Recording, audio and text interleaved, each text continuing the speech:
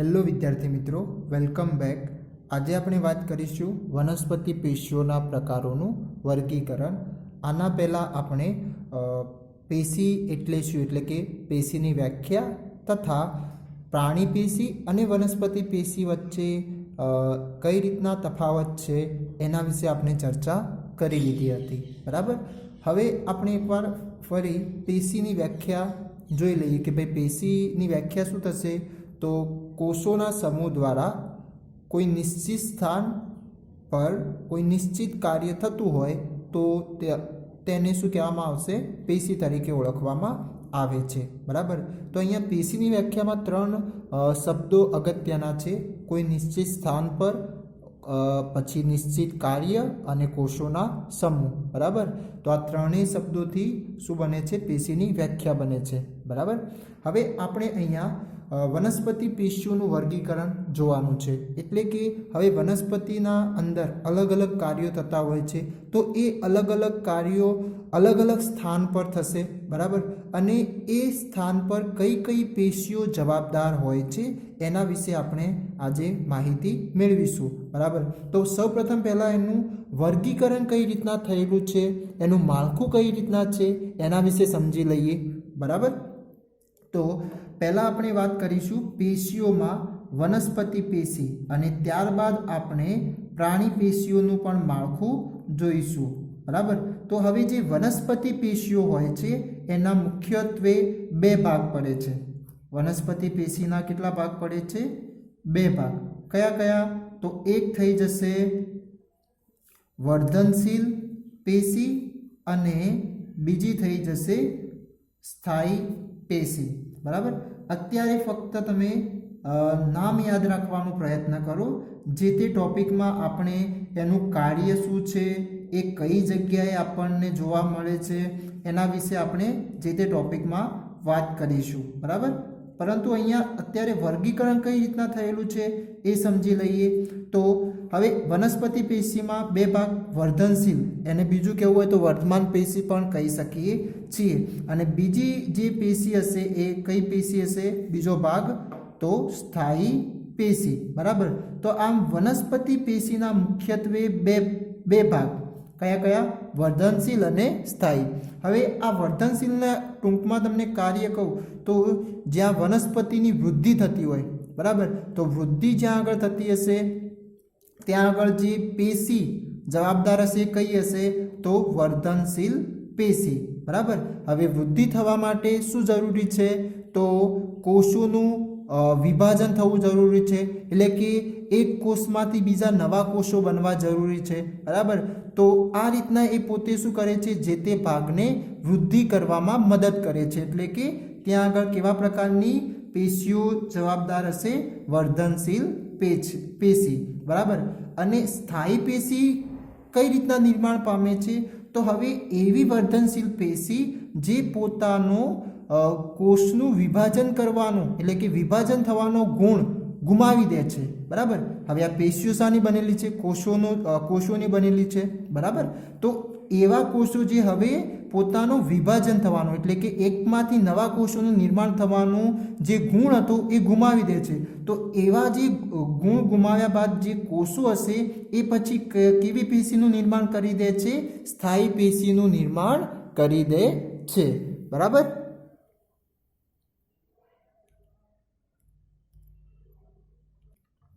હવે જે વર્ધનશીલ પેશી હોય છે એ વર્ધનશીલ પેશીના પણ 3 પ્રકાર. કયા કયા?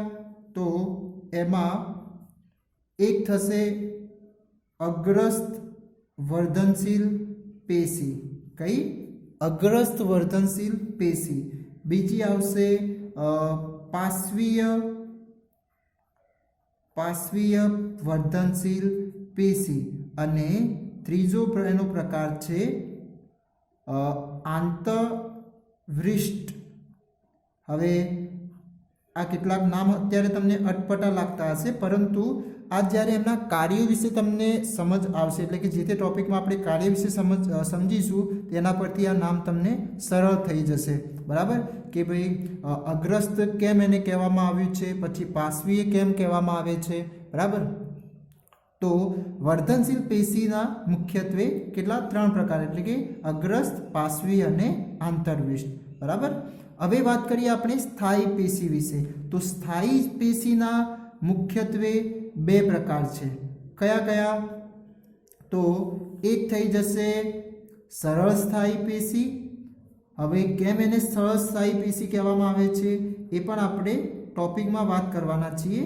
તો સરળ સ્થાયી પેશીઓ અને બીજું કઈ આવશે જટિલ સ્થાયી પેશી. ચલો અત્યારે થોડી એની કેમ એના નામ આ રીતના પાડવામાં આવ્યા છે. તો આ જે બંને જે છે એટલે કે જે સરળ સ્થાયી પેશી હશે એ ફક્ત એક જ પ્રકારના કોષોના બનેલા છે અને અહીંયા જે જટિલ સ્થાયી પેશી છે તો એમાં કોષોનો સમૂહ તો છે જ પરંતુ અલગ અલગ કોષો ભેગા થઈને એ પેશી બનાવે છે. બરાબર. માટે એને અહીંયા શું બોલ્યા છે જટિલ અને અહીંયા એક જ પ્રકારના કોષોથી આ પેશી બનેલી છે સ્થાયી પેશી માટે એને સરળ કહેવામાં આવે છે. બરાબર. અને એનાથી વધારે આપણે ટોપિકમાં જોઈશું. હવે એમાંથી જે સરળ સ્થાયી પેશીઓ હોય છે એના પણ 3 પ્રકાર. કયા કયા? તો એમાં થઈ જશે એક મૃદુતક. કયું થઈ જશે? મૃદુતક. બીજું આવશે એનું સ્થૂલ કોણક. કયું? સ્થૂલ કોણક. અને ત્રીજો પ્રકાર થઈ જશે એનો દધોતક. બરાબર. તો આમ એના સરળ સ્થાયી પેશીના 3 પ્રકાર થશે. ઓકે.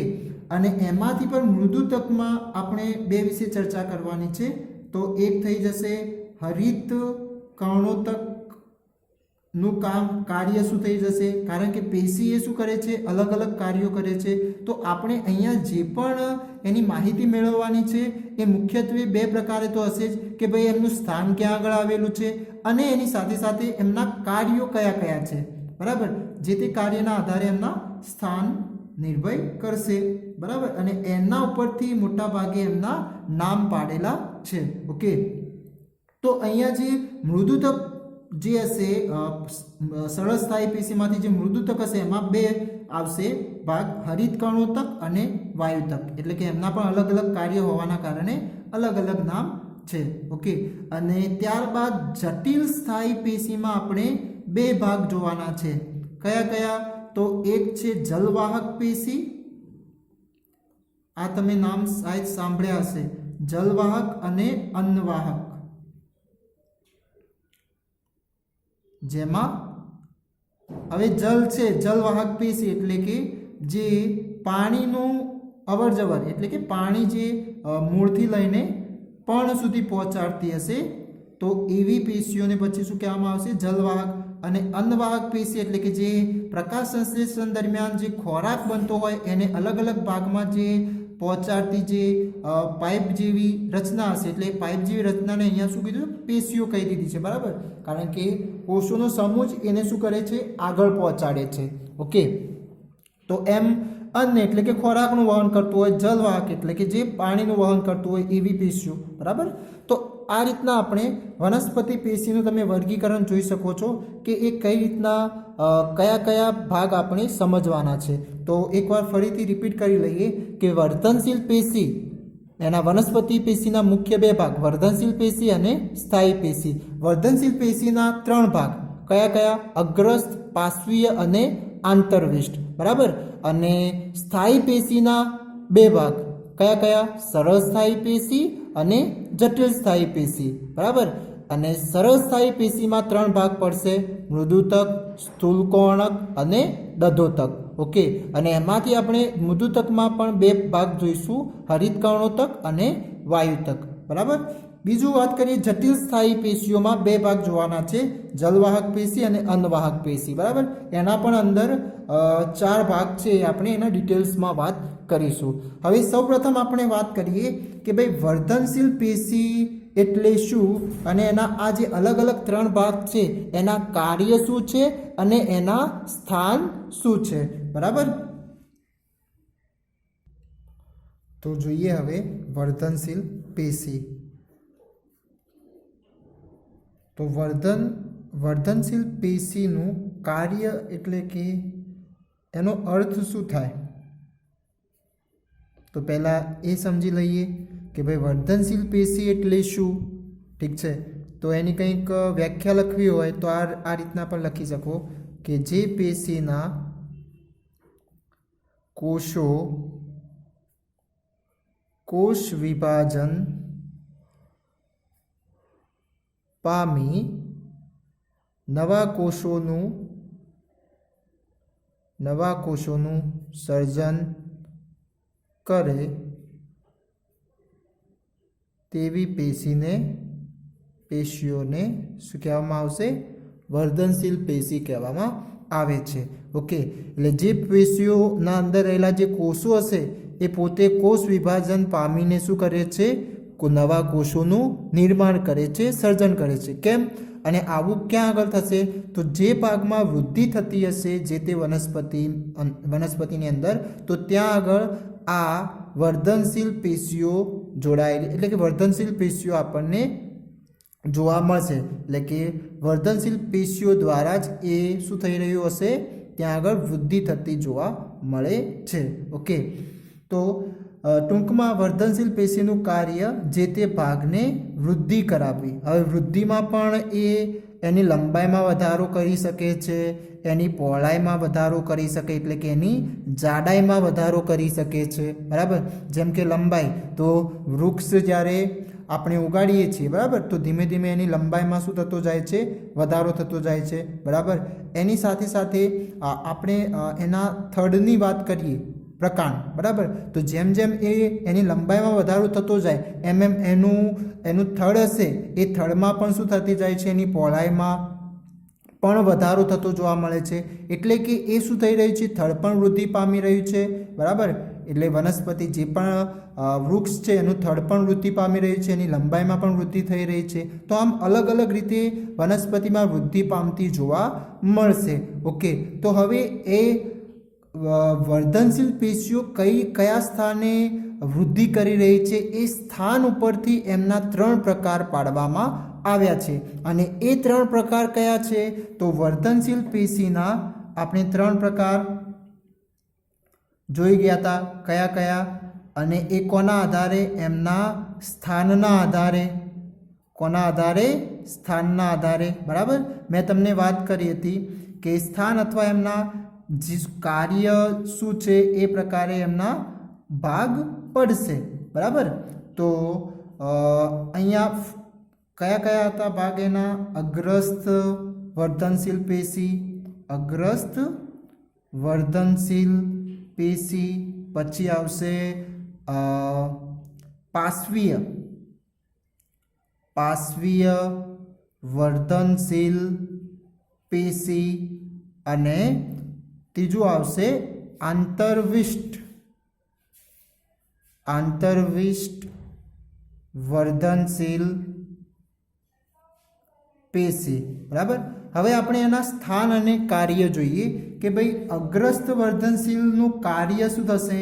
તો સૌપ્રથમ કાર્ય વિશે વાત કરીએ તો અગ્રસ્ત વર્ધનશીલ પેશીનું કાર્ય થશે જે વનસ્પતિના અંગો હશે. બરાબર, તો મોટાભાગે કયા અંગો? તો એના મૂળ છે, પ્રકાંડ છે. બરાબર, તો એમની લંબાઈમાં વધારો કરે છે. શું કરે છે? તો વનસ્પતિના અંગોમાં, એટલે કયા થઈ જશે? મોટાભાગે મૂળ છે, પ્રકાંડ છે. બરાબર, તો વનસ્પતિના અંગોમાં એની લંબાઈમાં વધારો કરે છે.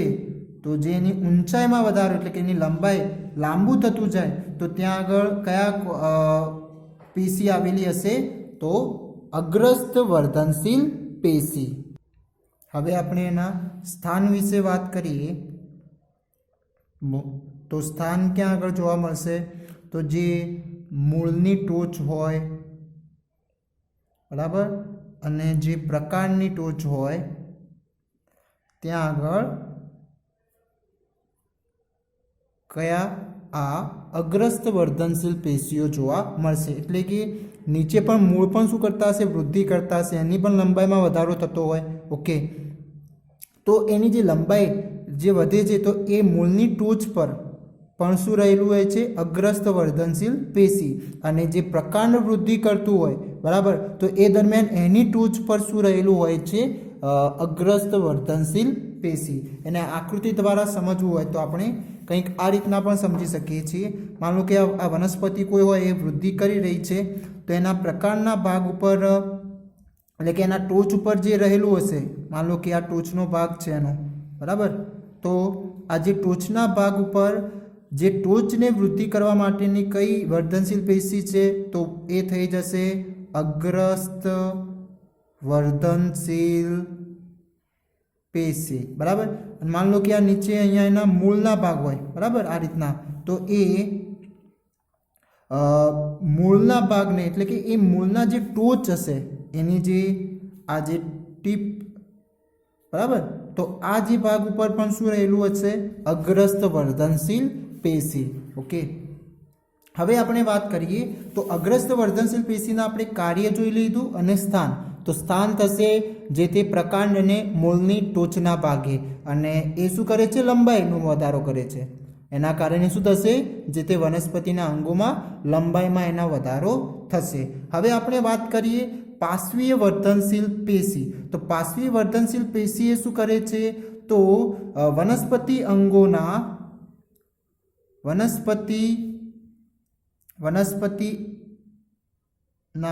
અંગોમાં પરિઘીય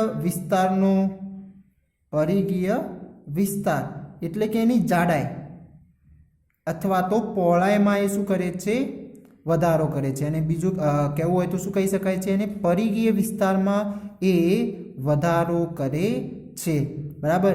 અને પરિઘીય વિસ્તારમાં વધારો કરતો હોવાથી એનું સ્થાન ક્યાં આગળ જોવા મળશે આપણને? તો એ પણ થઈ જશે મૂળ અને પ્રકાંડની જાડાઈમાં. એટલે કે જે પણ મૂળ અને પ્રકાંડની પરિઘીય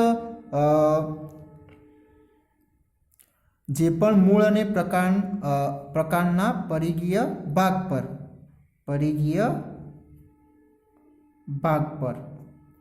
બરાબર. એટલે એ કઈ રીતના? તો જેમ કે અહીંયા આ જે એનો ભાગ, આ જે તમે જોઈ શકો છો અહીંયા જે દોરું છે, તો એ જે ભાગ અહીંયા જે પણ રહેલા હશે વર્ધનશીલ પેશી, એ શું કરશે? તો આ જે પ્રકાંડ છે, તો પ્રકાંડની પહોળાઈ એટલે કે એની જાડાઈમાં, એની પરિઘીય વૃદ્ધિમાં એ વધારો કરે છે, બરાબર. તો એ પ્રકાંડની પહોળાઈ વધે છે, એની જાડાઈ વધે છે. કોના કારણે? તો આવા કયા વર્ધનશીલ પેશી? તો પાર્શ્વીય વર્ધનશીલ પેશીના કારણે, બરાબર. તો તમે અહીંયા જોઈ શકો છો કે એનું કાર્ય સૌપ્રથમ શું થઈ જશે?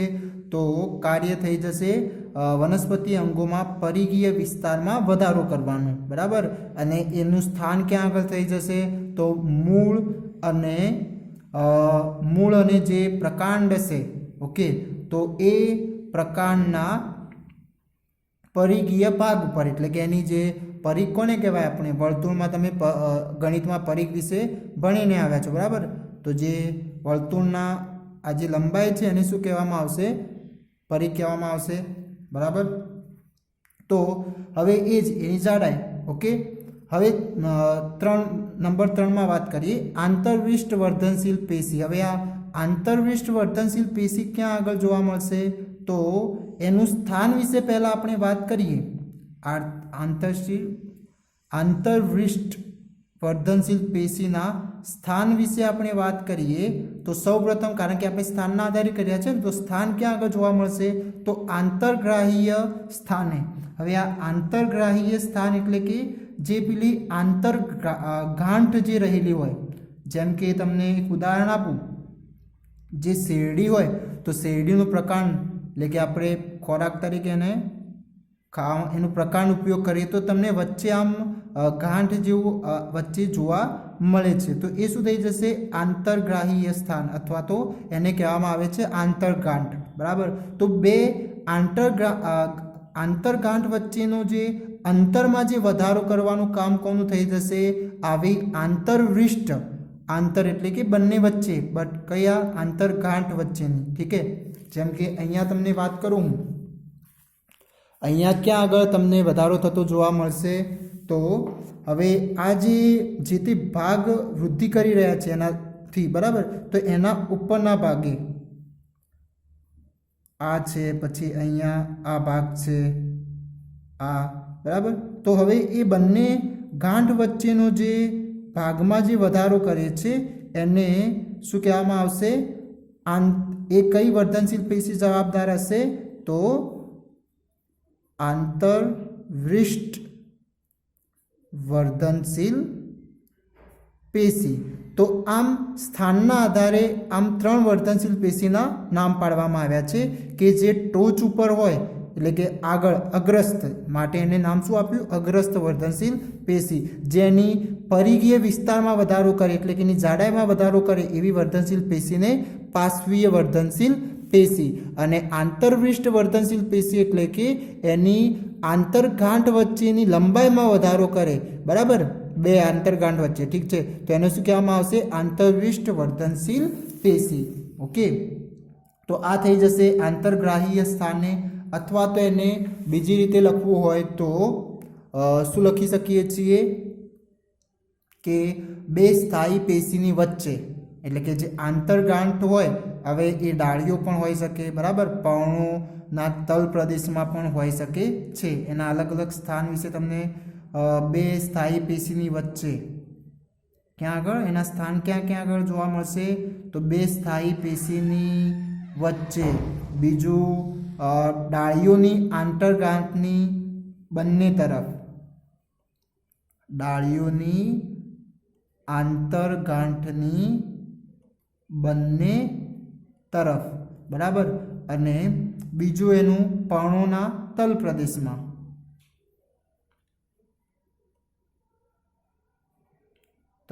प्रदेशमां ठीक छे अने एनु कार्य शुं थई जशे तो कार्य विषे बात करिए तो आंतरगांठ वच्चेनु लंबाईमां वधारो करवो आंतरगांठो वच्चेनी लंबाईमां वधारो करो बराबर। अहींया पर्णोना तल प्रदेश एटले के जेमना वच्चे जेम के पर्ण होय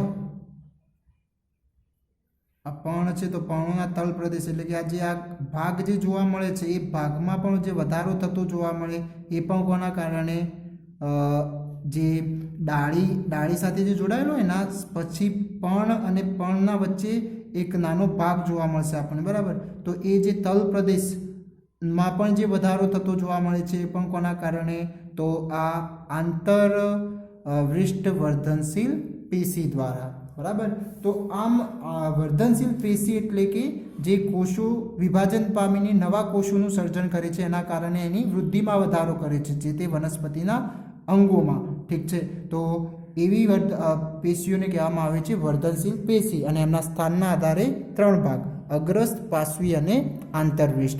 हवे आपणे एना वात करीए लक्षणों के भाई एना लक्षणों कया कया जोवा मळे छे तो हवे एना लक्षणों जोईए तो लक्षणोमां कोना वर्धनशील पेशीना लक्षणों तो नंबर 1 के आ वर्धनशील पेशीना कोषो केवा होय छे कोषो खूब ज सक्रिय होय छे। केम सक्रिय कारण के एमने फक्त ने फक्त शुं करवानुं छे कोषोमां विभाजन नवा नवा कोषो बनाववाना छे एटले ए शुं ए प्रकारे होय तो एमने शुं कहीशुं अहींया कोषो खूब ज सक्रिय होय छे। एनी साथे बीजुं के एमना कोषोना जे कोष केंद्र अने कोषरस कोष केंद्र अने कोषरस शुं होय छे वधारे घट्ट होय छे बराबर एटले के एक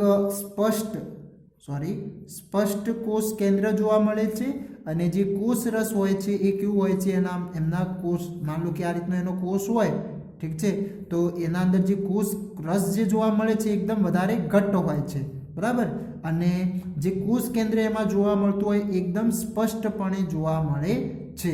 ओके તો એનું બીજું લક્ષણ થઈ જશે સ્પષ્ટ કોષ કેન્દ્ર જોવા મળે છે અને કોષ રસ કેવો હોય છે, વધારે ઘટ્ટ હોય છે. નંબર 3માં વાત કરીએ તો એમની જે કોષ દિવાલ હોય છે એ શાની બનેલી હોય છે, તો સેલ્યુલોઝ યુક્ત પાતળી કોષ દિવાલ ધરાવતા હોય છે. તો એમની જે કોષ દિવાલ છે એ સેલ્યુલોઝ યુક્ત પાતળી કોષ દિવાલ ધરાવે છે, બરાબર. અને ચોથું એક ઇમ્પોર્ટન્ટ કે આમના કોષોમાં રસધાની હોતી નથી, રસધાની હોતી નથી, બરાબર. તો તમને આ પૂછાઈ શકે કે ભાઈ કયા વનસ્પતિ કોષોમાં રસધાની હોતી નથી.